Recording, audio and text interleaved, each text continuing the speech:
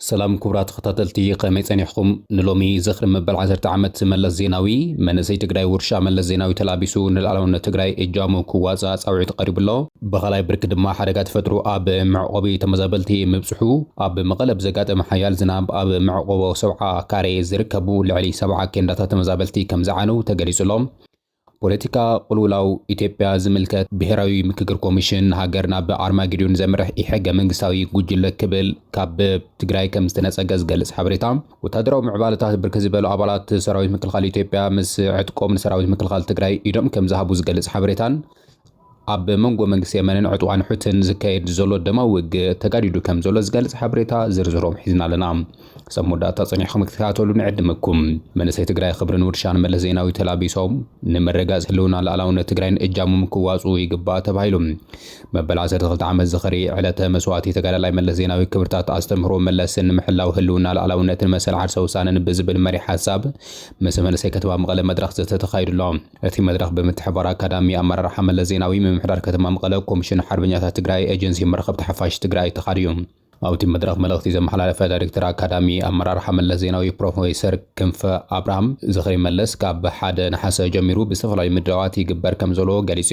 እቲ ዝኽሪ ትግራይና ልዕሊ 40 ሚእታዊት መሬታት ተመንጢሉ ኣብ ትሕቲ ቁፅር ጸላይ ወዲቑ ዘሎ ሓዛረ መከረ ህዝቢ ኣብ ዝሪኤሉ ዘሎ እዋንን ብሚልዮናት ዝቑፀር ተመዛበሊ ትግራይ ኣብ ከቢድ መከራ ወዲቑ ኣብ ዝርከበሉ እዋን ዝካየድ ዘሎ ምዃኑ ገሊጹ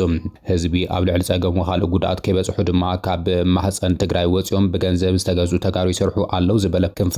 ንጸገማት በዲኻ ኣብ ሓጺር ግዘና በንቡርም ንምምላስ መንሰይ እጃሙ ከበርክት ጻውዒት ኣቕሪበ ሓላፊ ቤት ጽሕፈት ሕወሓት ከተማ መቐለ ኣይተ ኣብርሃ ድማ ዝኽሪ መለስ ዜናዊ ህዝቢ ትግራይ ኣብቲ ፈታኒ እዋን ብፍላይ ድማ ኣገዛዝ ኣብ ብልጽግና ኣብ ትግራይ ዳግመ ጆኖሳይድ ምፍጻም ኣብ ዝህነዶ ዘሎ ህሞት ኮይንና ነኽብረሉና ዝበለ ኮይኑ እንተኾነ ግና ክብርን ውርሻን መለስ ዜናዊ ብምልባስ ንቐጻሊ ወለዶ እናረክባ ትግራይ ክትህሉ ህልውናን ሉዓላውነትን ትግራይ ምርጋጽ ድማ ቀንዲ ዕማም መንእሰይ ትግራይ ክኸውን ይግባእ ክብል እዩ መልእኽቱ ኣመሓላሊፉ ዘሎ ኣብ ከተማ መቐለ መዕቆቢ 70 ካሬ ዝርከቡ ተመዛበልቲ ብስንኪ ዝነበረ ከቢድ ዝናብ ንሓደጋ ምቅልዖም ተገሊጹ ኣብ ከተማ መቐለ ዝነበረ ሓያል ዝናብ ኣብ መዕቆቢ ማዕከል 70 ካሬ ልዕሊ 70 መንበሪ ኬንዳታት ሙሉእ ንሙሉእ ብማይ ከም ዝዓነው ተገሊጹሎም ኣብ ውሽጢ እቲ ኬንዳ ዝነበሩ ንብረትን ቀለባትን እውን ሙሉእ ብሙሉእ ካብ ጥቕሚ ወፃኢ ምዃኖም ተሓቢሩሎም ኣተሓባሪ እቲ መዕቆቢ ዝኾነ ኣይተ ግደይ በርሀ ብግዱ እቲ ዘነበ ከቢድ ዝናብ ናብ ነፍሲ ወከፍ ኬንዳ ብምእታው እቲ ተመዛበላይ ተዓቆይብሎም ዝነበሩ ኬንዳታት ብምቕዳዶም ንከቢድ ጉድኣት ከም ዝሳጥሖም ተገሊጹ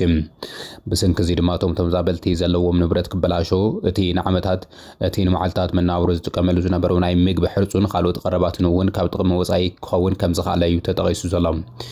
እቲ ሓደጋ ነቲ ኣብ ከቢድ ቁልውላውን ስነልቦና ቁልውላው ዝነበረ ህዝቢ ተወሳኺ ፀገም ከም ዝፈጥረሉ ዝሓበረ ግዳይ መንግስታዊ ትካላት ገበርቲ ሰናያት ሰብኣዊ ሓገዝ ዘቕርብሉ ትካላትን ካልኦትን ነቲ ኩነታት ተገንዚቦም ህፁፅ ሰብኣዊ ምላሽ ክህቡ ፃውዒቶም ኣቕሪቦም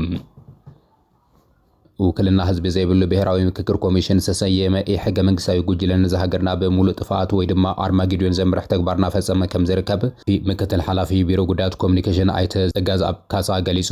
ኣብ ህልው ኩነታት ኣድሂቡ ምስ 104.4 ሬድዮ ኤፍኤም መቐለ ጻንሒ ዝገበረ ጸጋዝ ኣብ እዚ ብሰብ ምክር ኮሚሽን ዝተሰየመ ውዳበ ናይ ጥፋኣት ተዋሳእቲ ጥራሕ ዝኣኻኽብሉን ውልቀ መለኸይቲ ስርዓት ንምሕጓስ ዝተሓሽከረሉ ጉጅለ ድራማ እዩ ክብል ይነጽጎ ዘሎም እዚ ናይ መወዳእታ ጥፋኣት ወይ ከዓ ኣርማጌዶን ዝስዕብ ኣካይዳ ሕገ መንግስቲ ብምፍራስ ውልቀ መላኽነት ማእኸል መንግስቲ ጥራሕ ክህሉ ዝገብር ተግባር ስለ ዝኾነ ክውገድ ይግባእ ክብል እዩ ገሊጹ ዘሎ እቲ መንበር ስልጣኑ ወኒኑ ዝርከብ ውልቀ መላኸይ ዝበሎ ስርዓት ንምንዋሕ ስልጣኑ ንምንዋሕ ኣብ መንጎ ህዝብታት ኣፈላላይ ክፍጠር ብምግባር ብሄረ ብሄረሰባት ኢትዮጵያ ዝነበሮም ዝምድናታት ክበጣጠስ እናጻዕረ ይርከብ ክብል እዩ ዝወቀስ ብፍላይ ድማ ኣብ መንጎ ህዝብታት ትግራይን ኣምሓራን ዝነበሮም ታሪካዊ ዝምድና ንምርሓቕን ካብ ሓቂ ዝረሓቐ ተረኽ እናፈጠረ ሓደ ህዝቢ ኣብ ልዕሊ እቲ ካልእ ህዝቢ ንኽልዓል እናጻዕረ ከም ዝርከብ ድማ ገሊጹ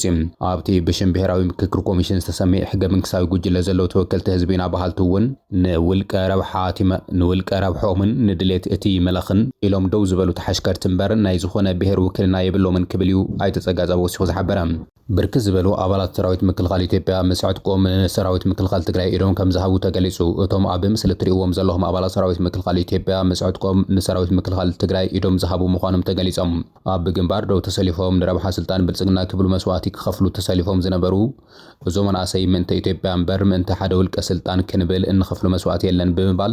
ናብ ሰራዊት ምክልኻል ትግራይ ብዘይ ዝኾነ ተኹስ ኢዶም ክህቡ ከም ዝኽኣሉ ተገሊጹ። ዕጥቆም ሒዞም ናብ ሰራዊት ምክልኻል ትግራይ ዝመጹ ብርክት ዝበሉ ኣባላት ሰራዊት ምክልኻል ኢትዮጵያ ካብ መዓልቲ ናብ መዓልቲ ቁጽሮም እናወሰኸ ከም ዝርከብ ዝተገለጸ ኮይኑ ካብ ሰራዊት ምክልኻል ትግራይ እውን ብተወሳኺ ንሓይልታት ፋኖ ኢዶም ዝህቡ ዘለዉ ሓይልታት ምክልኻል ኢትዮጵያ መዓልታዊ ቁጽሮም እናወሰኸ ይርከብ ከም ዘሎ ተገሊጹ። بمنجستي يمن أبلع الحوتي متقعتي مفصامو تغليصو حوتي أبلع منجستي زحزو حوتي أبلع منجستي زحزو كتما ماري بسلسته بالاستيك ميسايل دحر متوكاسو أبلع منبر بوتات خبير عنوات كم زبصح الجزيرة بعسر تحمشته نحاس 2026 أقواتر معربوين أبزرقو حابريتا تقيسيم حوتي أب مجمرتا ورحن حاسة أبلع منجستي زقوات صورة كابتات متقعتي ككايد كم زجمرة ززخارتي زبصاب حوتي اللي 25 ميسايلات ناب ودب ماكا بمونجاف 4 سبات كموتون كلو نقداويان مسارحتات تي ودب دما خبير عنوات كم زبصحهم تقليسيم أب منغو أديس أبان مقلن بنا إثيوبيا أير منجد أب زقبرو برات تسترئين لعل نايت سفرت قدر زي ممتتان أب تግራይ ዘሎ ህሉ ኩነታት ፖለቲካ ጸጥታውን ቁጠባውን ቁልሎ ብንጹር ዘርኢ ምዃኑ ይግለጽ ኣሎም። ካብ ኣዲስ ኣበባ ናብ መቐለ 6 በረራታት ተመዲቦም እኳ እንተነበሩ እዚ ዜና እዚ ክሳብ ዝጠናቐረሉ እዋን ግና ን3 ንዘለዉ 6 በረራታት ብሓፈሻ ትኬት ዝቆረጹ ተዓዘብቲ 64 ጥራሕ ምዃኖም ናይ ውሽጢ ምንጭታት ኣረጋጊጾም ኣለው። ብኣንጻሩ ካብ መቐለ ናብ ኣዲስ ኣበባ ዝግበሩ በረራታት ክሳብ ነሓሰ 20 ሙሉእ ብሙሉእ ዝተሸጡ ክኾኑ ከለዉ ድሕሪ ነሓሰ 21 ዘለው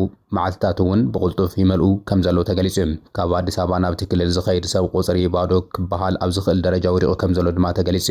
እዚ ዘይምጣን ናይ በረራ ጠለብን ናይ ሓደ ኣንፈት ስደት ኣንፈትን ካብ ቁጠባዊ መንቁልቋል ብተወሳኺ ኣብቲ ክልል ኣንጸላልዩ ዘሎ ከቢድ ናይ ጸጥታ ስጋት ብግልጺ ዝትርጉም ምዃኑ ይግለጽ። ነቲ ናይ ፕሪቶሪያ ሰላም ኣምጽዎ ዝነበረ ተዛማዲ ሰላም ሕዚ ብናይ ኩናት ምድላዋት ወጥረን ይትካዕ ከም ዘሎን ኣብ ዝተፈላለዩ ግንባራት ወታደራዊ ምንቅስቓሳት ምህላዎም ከምኡ ድማ ብሰፊሑ ይካየድ ዘሎ ግድድ ምልመላ ሓፈሳ ብፍላይ ድማ መንእሰይ መፍረይ ዝኾነ ክፋል ሕብረተሰብ ኣዝዩ የሸብሮ ከም ዘሎ ይግለጽ። ብፍላይ ነቲ ኩነታት ዝያዳ ዝተሓላለኸ ሓደገኛ ዝገብሮ ናይ ኤርትራን ናይ ሱዳን ዕጡቓት ሓይልታት ምስ ሕወሓት ብምትሕባር ፌደራል መንግስቲ ንምውጋእ